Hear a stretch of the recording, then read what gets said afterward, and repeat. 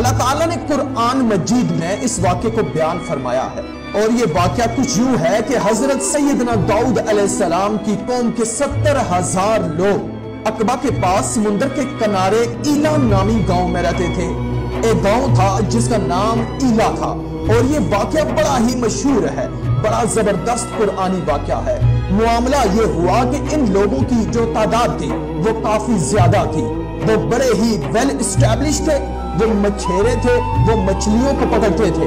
اللہ تعالیٰ نے ان کو بڑا نوازا تھا، بڑی پرسکون زندگی ان کی گزر رہی تھی، اپنی زندگی کو بہت زیادہ انجوائے کرتے تھے۔ اب ان لوگوں پر ایک امتحان آیا کہ ہفتے والے دن انہیں منع کر دیا گیا کہ آپ مچھلیاں نہیں پکڑیں گے، اور کمال کی بات یہ تھی کہ ہفتے والے دن مچھلیاں جو تھیں وہ زیادہ نظر آتی تھیں، وہ آسانی سے ہفتے والے دن ان کو شکار کر سکتے تھے، مگر اللہ تعالیٰ کی طرف سے امتحان تھا، اللہ کا حکم تھا۔ اب کیا ہوا کہ شیطان نے ان لوگوں کو ایک ایسا رستہ بتایا کہ ایسا کرو کہ چھوٹے چھوٹے تالاب بنا لو، چھوٹے حوض بنا لیے جائیں اور سمندر سے نالیاں نکالی جائیں۔ ہفتے والے دن وہ مچھلیاں ان نالیوں کے ذریعے ان تالابوں میں آ جائیں گی، اس کو تم بند کر دینا، اور ہفتے کے دن کے بعد ان تالابوں سے، ان حوض سے اپنی مچھلیوں کو نکال لینا۔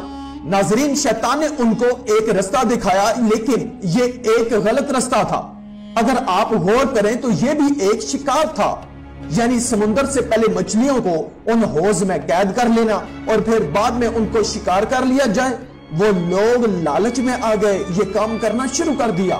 اب جب یہ کام ان لوگوں نے کیا تو ان لوگوں کے درمیان گروپ بن گئے۔ ان میں 1/3 ایسے لوگ تھے جو ہفتے کے دن مچھلی کا شکار کرنے سے باز رہے اور شکار کرنے والوں کو منع کرتے تھے۔ 1/3 ایسے افراد تھے جو خود خاموش رہتے اور دوسروں کو منع نہ کرتے تھے، یعنی منع کرنے والوں سے کہتے تھے کہ ایسی قوم کو کیوں نصیحت کرتے ہو جنہیں اللہ عز و جل ہلاک کرنے والا یا انہیں سخت عذاب دینے والا ہے۔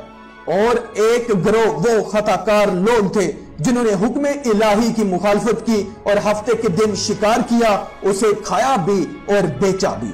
اب 12,000 کے قریب وہ لوگ تھے جنہوں نے شیطان کی اس بات پر عمل شروع کر دیا، اور اب جو اللہ والے لوگ تھے، اللہ کی بات کو ماننے والے تھے، اللہ کے نبی حضرت داؤد علیہ السلام کو ماننے والے تھے، انہوں نے کہا کہ ہمارا آپ کے ساتھ کوئی تعلق نہیں۔ انہوں نے ان کے ساتھ سوشل بائیکاٹ کر دیا اور درمیان میں ایک دیوار تعمیر کروا دی، ان 12,000 نافرمانوں کو دیوار کی دوسری طرف کر دیا۔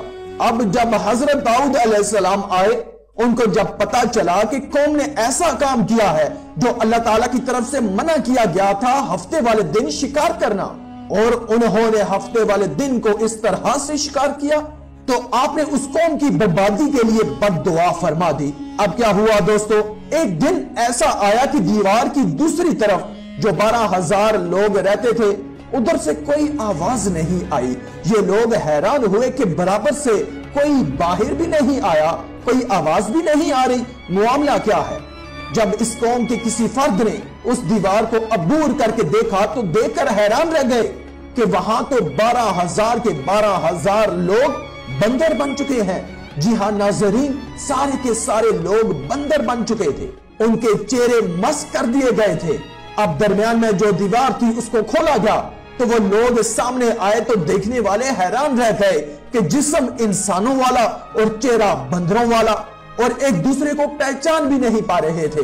اچھا، اب جو لوگ بندر بن چکے تھے وہ اپنے رشتہ داروں کو ان کے کپڑوں کے پاس آ کر ان کو سونگھتے تھے، آنکھوں سے آنسو بہاتے تھے، مگر رشتہ دار جو تھے وہ ان کو پہچان نہیں پاتے تھے کہ یہ کون ہے۔ ان لوگوں نے بندر ہو جانے والوں سے کہا کہ کیا ہم لوگوں نے تمہیں اسے منع نہیں کیا تھا؟ انہوں نے سر کے اشارے سے کہا ہاں۔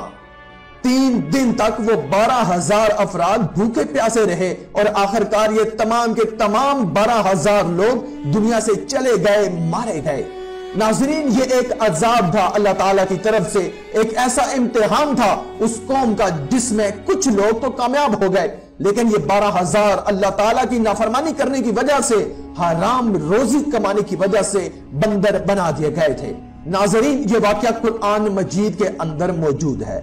اللہ قرآن مجید میں ارشاد فرماتے ہیں، اور بے شک ضرور تمہیں